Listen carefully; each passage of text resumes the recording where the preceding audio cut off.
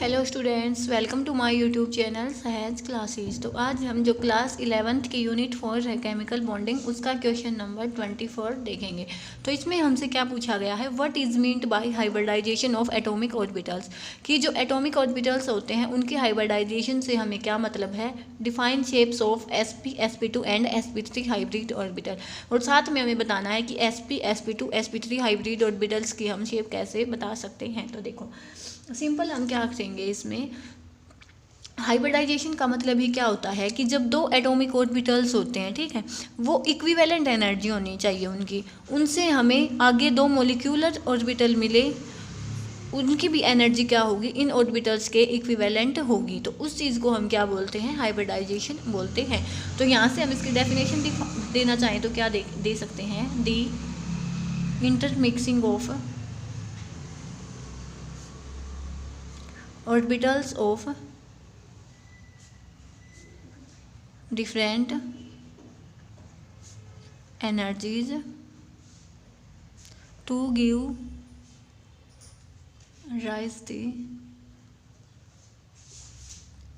Molecular orbital of equivalent energy, कि दो orbitals के एटॉमिक ऑर्बिटल्स के मिलने से हमें क्या मिलता है, मोलिकुलर ऑर्बिटल्स मिलेंगे, लेकिन उनकी जो एनर्जी होगी वो एटॉमिक ऑर्बिटल्स के इक्विवेलेंट होगी। मतलब जितनी एनर्जी अप्रोक्स एटॉमिक ऑर्बिटल की होगी उतनी ही किसकी होगी, मोलिकुलर ऑर्बिटल की होगी। Is called hybridisation.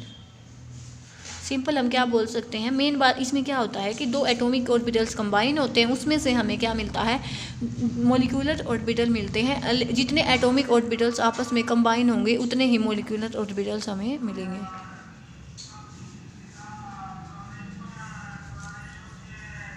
तो यहाँ से अब हम देखेंगे कि sp हाइब्रिडाइजेशन क्या होती है। तो क्या होगा, सिंपल क्या होनी है, इंटरमिक्सिंग होनी है एटॉमिक ऑर्बिटल्स की। तो वह हम इसमें सिंपली क्या बोल सकते हैं, when s orbital of one atom is इंटरमिक्स्ड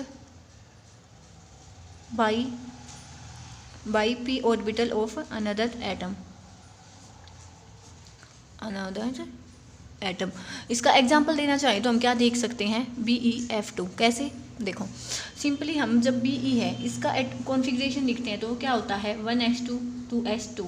तो इस केस में क्या होता है कि ये 1s है अपना, ये 2s है, और बाद में क्या आता है अपना 2p।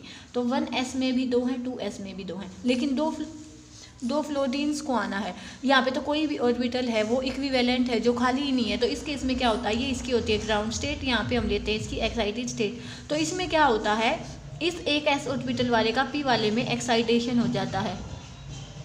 तो यहाँ पे क्या होगा कि यहाँ पे तो सेम चलेगा, ये क्या होगा, एक एक्साइट हो जाएगा। तो जो अपने दो फ्लोरीन्स आएंगे वो कहाँ पे आएंगे, यहाँ पे। तो इसको हाइब्रिडाइजेशन को हम क्या बोल सकते हैं, sp। और जब भी अपनी हाइब्रिडाइजेशन होती है sp, तो उस केस में जो ज्योमेट्री होती है वो लीनियर होती है, और जो एंगल होता है वो 180 डिग्री का होता है। तो सिंपल हम जब इसकी ज्योमेट्री बनाएंगे तो BEF, और जो अपना एंगल होगा वो क्या हो जाएगा, 180 डिग्री का। तो ये तो क्या थी अपनी sp हाइब्रिडाइजेशन। इसमें क्या है कि sp2 हाइब्रिडाइजेशन। तो इसमें भी हम क्या बोल सकते हैं, when intermixing of 1s orbital, 1s atomic orbital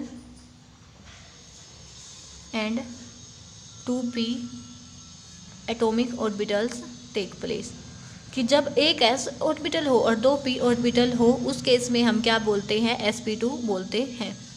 तो यहाँ से हम क्या बोलेंगे, जब इसका एग्जांपल हम देंगे तो सिंपली क्या लेंगे, BCl3।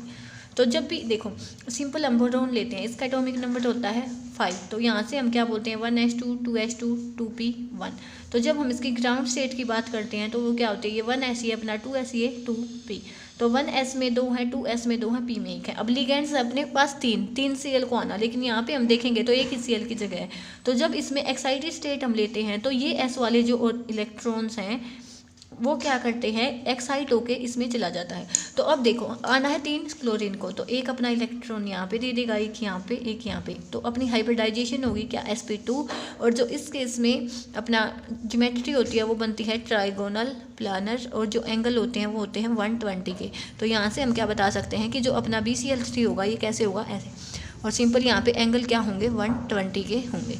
तो ये अपनी हो गई कंप्लीट sp2 हाइब्रिडाइजेशन। अब चलते हैं हम किस पे, sp3 हाइब्रिडाइजेशन पे। सेम ऐसे ही होगा। sp3 में क्या होगा कि वहन 1s एटॉमिक ऑर्बिटल